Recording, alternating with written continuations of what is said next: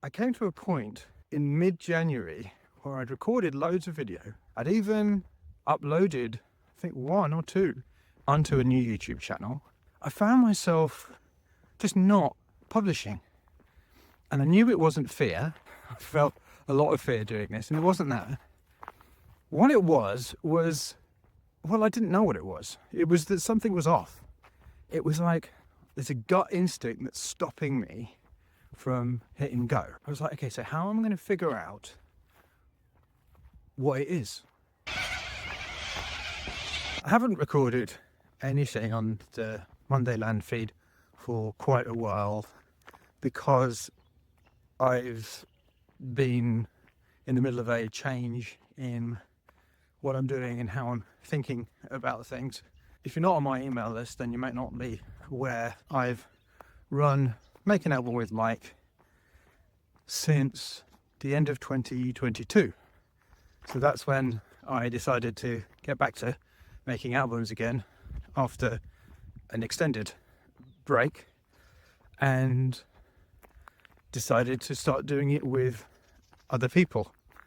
In other words, taking them through a program where we all made our albums together.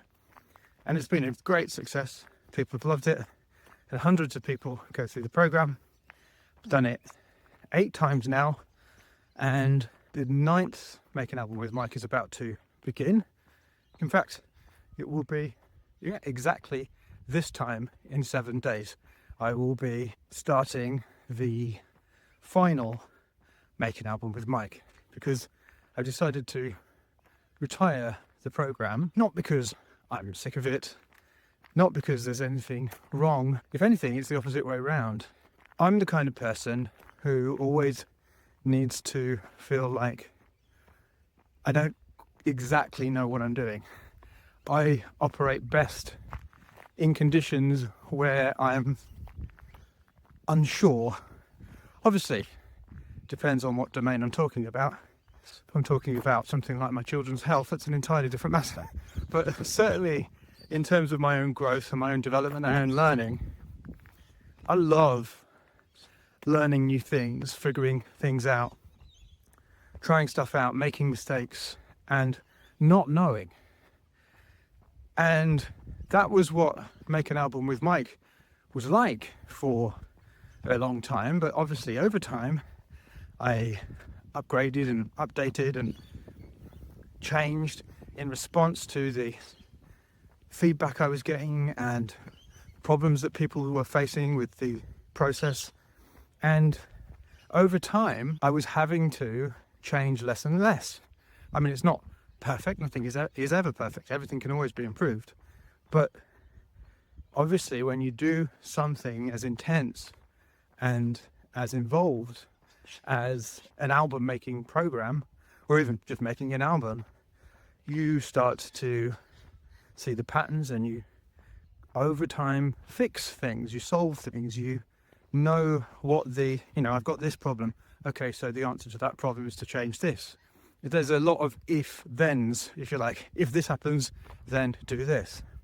And over time, particularly over the last couple of Make an Album with Mike's, I found myself wanting to change less and less, because changing it for the sake of changing it when it was already working well wasn't necessarily the best policy.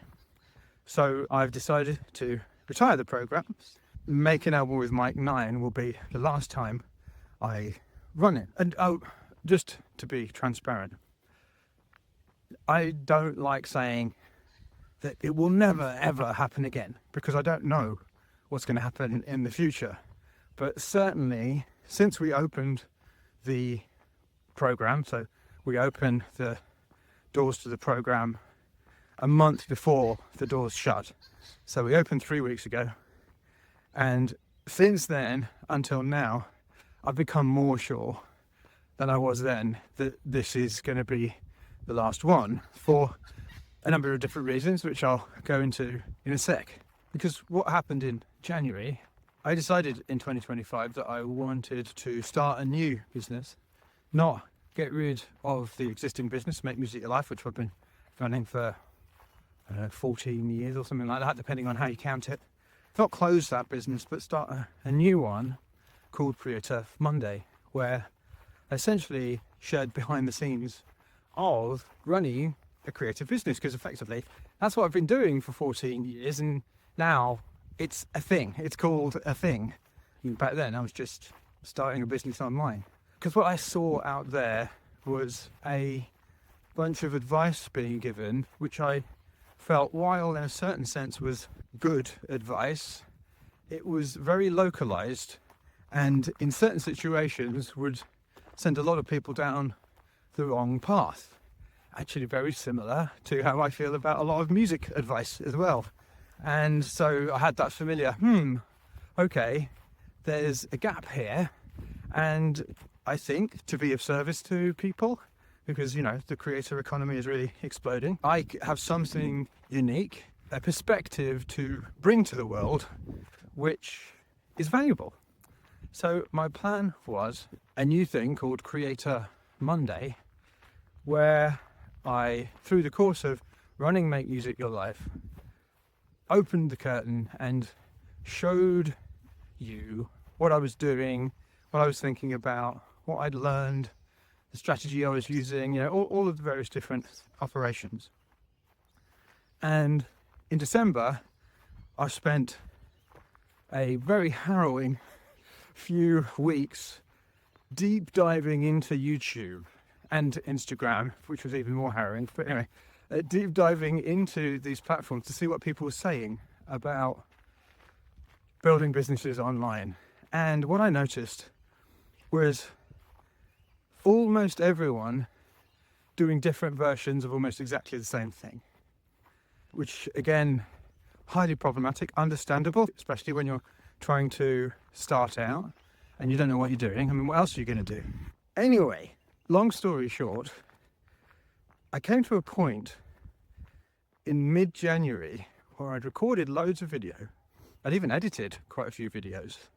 I'd even uploaded, I think, 1 or 2 onto a new YouTube channel, made the thumbnails, done all of the stuff, and I found myself just not publishing.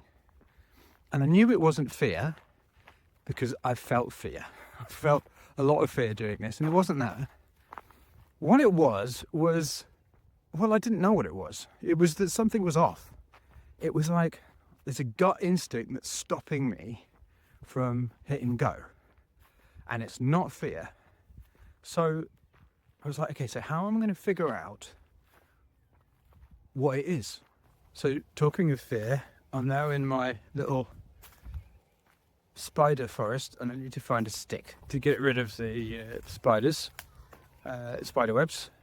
The good news is, I was informed on good authority, I hope they're right, that poisonous spiders in Australia they're not up, they're always down. So if I run into a spider web, the most I'll get is a spider in the face, but hopefully, if what I've been told is correct, it won't bite me and kill me.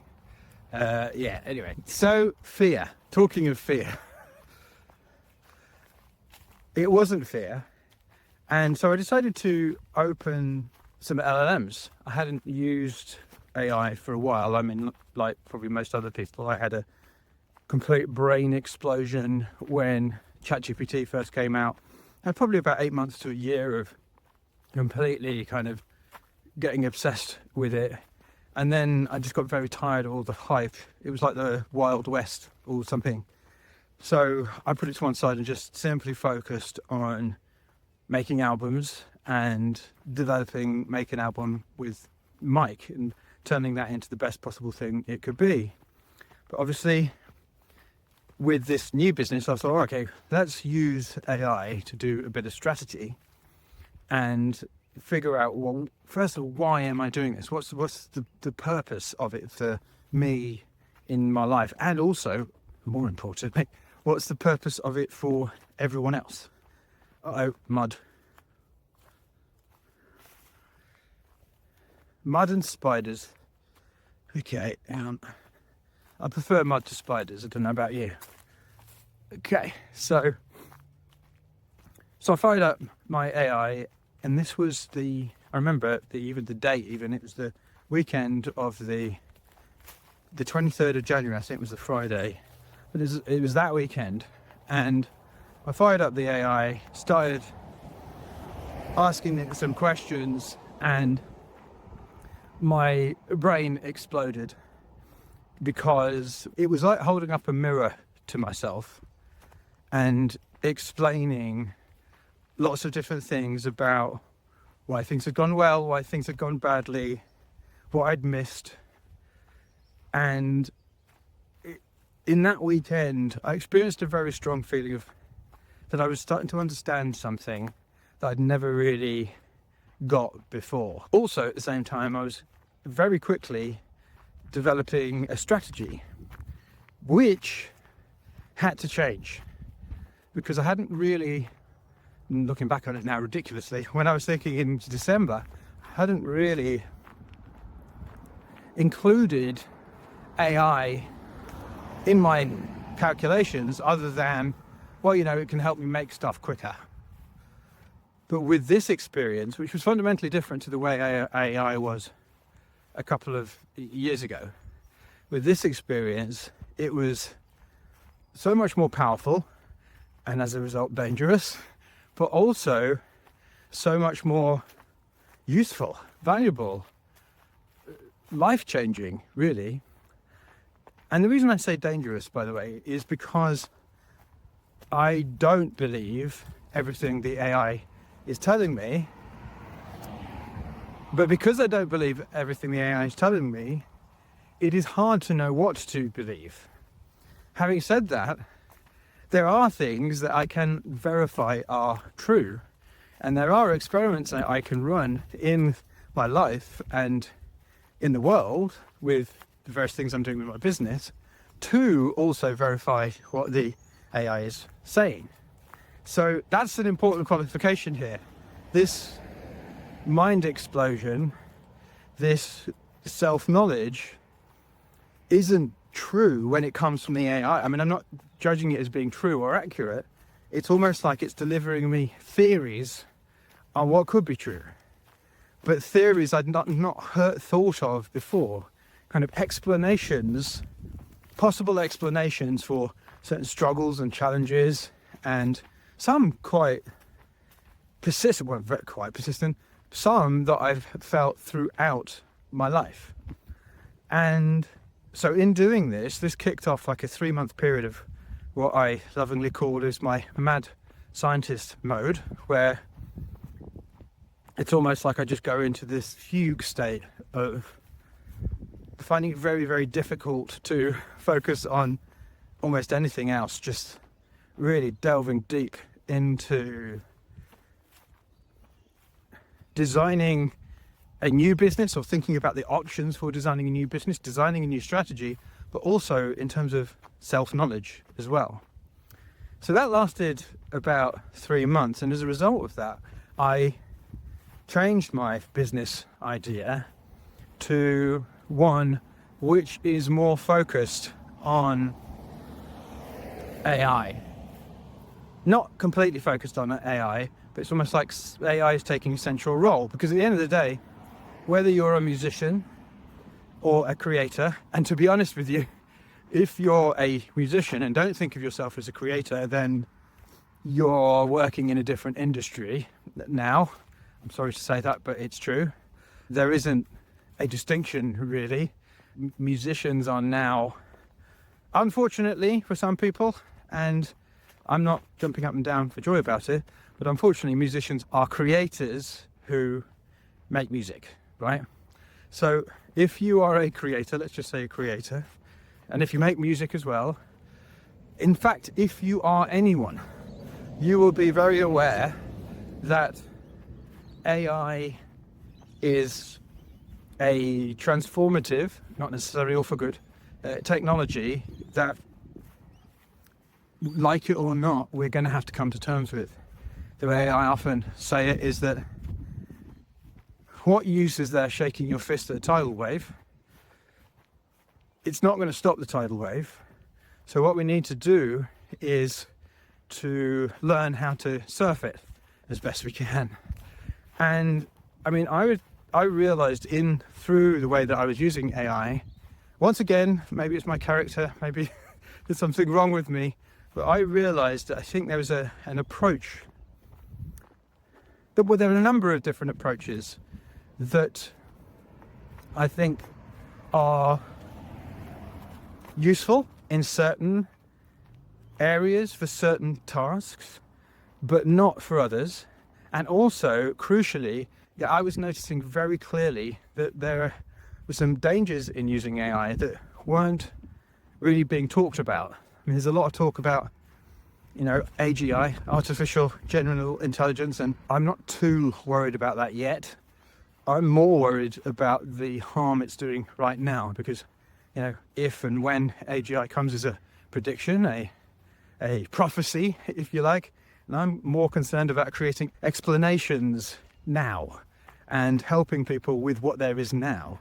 So I was noticing this ongoing interaction that I was having with various different LLMs, various different AIs, was creating a fundamentally different way of being and doing and creating in the world. And while I definitely don't have all the answers, I do have a few. And so that's why I started my new Substack, a repository of sort of everything I'm doing around AI. It's called Recursivism. It initially was called the Perpetual Mind Machine. I changed that name because I realized it was too hypey for the AI space. Because while I, in general, am an optimist, as I said, because of the dangers and the fears that I have about what AI might do to human minds, it didn't fit, right? I mean, music is powerful. It can significantly change people's minds and people's lives, but not in the same way as AI can. So I don't mind calling things, the magic music machine and stuff like that in the area of music, but I felt like the Perpetual Mind Machine was a too rah-rah, and I didn't want that to be the brand. So the Substack then became Recursive Intelligence, and then more recently I changed it to Recursivism. Now, I will record another pod walk about what on earth Recursivism is, but just so you know, Recursive Intelligence, the reason I changed that name was that it was almost too focused on AI, because my new business is definitely putting AI at the center of things. It's almost like, I guess, I'm just realizing this now, my shtick, my thing with AI at the moment anyway, is that it isn't at this point, and I think for the foreseeable future, a replacement for human beings. I mean, it can't be, because at this point, AI doesn't have taste or judgment, and also it doesn't have a why. It's got no reason to do anything unless a human tells it to do something. There's no purpose, if you like. So it's a very functional thing. So in that sense, it's an appendage. It's an extension. It's an upgrade to the human mind, because we interact with it, and in so doing, upgrade our understanding. Lots of people are very obsessed with trying to improve an AI's output, whereas I am more interested in using an AI's output, whether it's right or wrong, in fact, especially when it's wrong, to improve my knowledge. So on the one hand, you've got using AI as a result. I want to get a good result out of the AI so that I can essentially do the same things faster. Whereas I'm focused on, I want to use the AI to create knowledge. So it's a process of not doing the same things faster, although that does come into it, but also doing things I never would have done or been able to do. So for example, for the first time, I'm thinking about, I don't know whether I'll actually do it or not, but I'm thinking about writing an academic paper. What? What, me? Writing an academic paper? And obviously I have all of the fears about imposter syndrome and all of that kind of thing. I mean, I'm not sure it's a good idea, but that's now something I could theoretically do. I have to be very careful about making sure what I was putting in that paper was accurate. I wouldn't believe everything that an LLM said, but the LLMs are allowing me to think through what would be in this paper. I'm developing a way to work with AI called vibe prompting, which is about not just treating the AI as an output mechanism, but as an ongoing process. So all of these things I never would have been able to do, wouldn't even been able to think about without AI. Not because the AI is right, but because what the AI is giving me is sometimes right and sometimes wrong. And in order to figure out what those things are and sort through what is right and what is wrong, I have to upgrade my understanding. I have to curate it. I have to run tests. I have to do experiments. And that is on overdrive. That is happening incredibly quickly because the AI is always available. It's on every device. I can use it anywhere. If I have a thought in some random place, I can just take my phone out and start to have a conversation about it. Something else I've been doing, and this is possibly the most exciting thing that I've started thinking about, is what I'm doing with Make Music Your Life, the future of Make Music Your Life. You see, the way that I work as a coach is very hands-on. There tends to be a lot of involvement with me, which is great, but I have to actually be there. It takes a lot of my time. And I've never been happy with simply delivering information in a video, which is ironic because you're watching me make a video now. But in terms of actually getting maximum results for the people in Make Music Your Life, but certainly in this latter 2/3 of this business, in fact, maybe even longer than that, I've really tried to include as much live interaction as possible. And obviously, that makes it impossible to scale. So what I'm looking to do, where Make Music Your Life may well be going, to create experiences which aren't reliant on my time.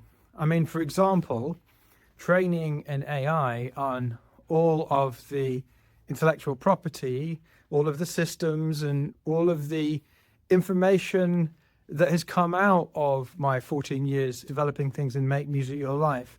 And then actually having that kind of AI coach would be utterly incredible. And the great thing about this is I can also share the creation of that, what I'm doing to create that, over on my Recursivism Substack.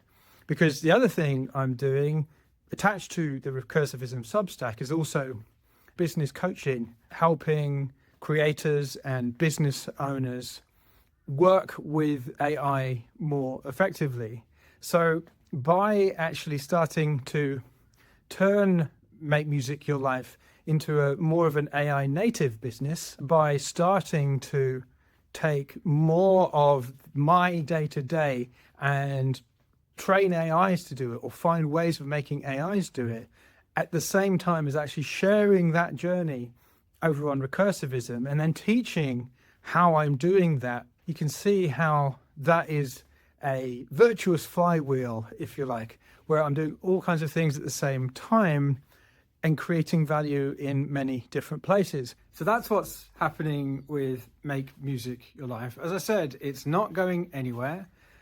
It is changing, however. The last ever Make an Album with Mike is happening very soon.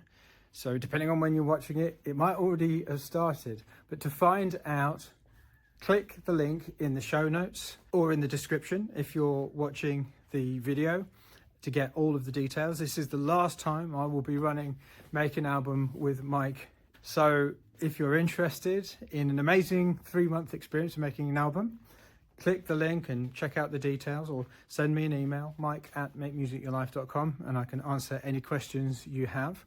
If you're interested in the AI work that I'm doing, either just as a looky-loo to see what's going on, or if you're interested to see how I am turning Make Music Your Life into more of an AI-powered business, then click the link in the show notes for my Substack, Recursivism. It's exciting and terrifying times for us all. I hope you're doing well. Take care of yourself, and I'll see you soon.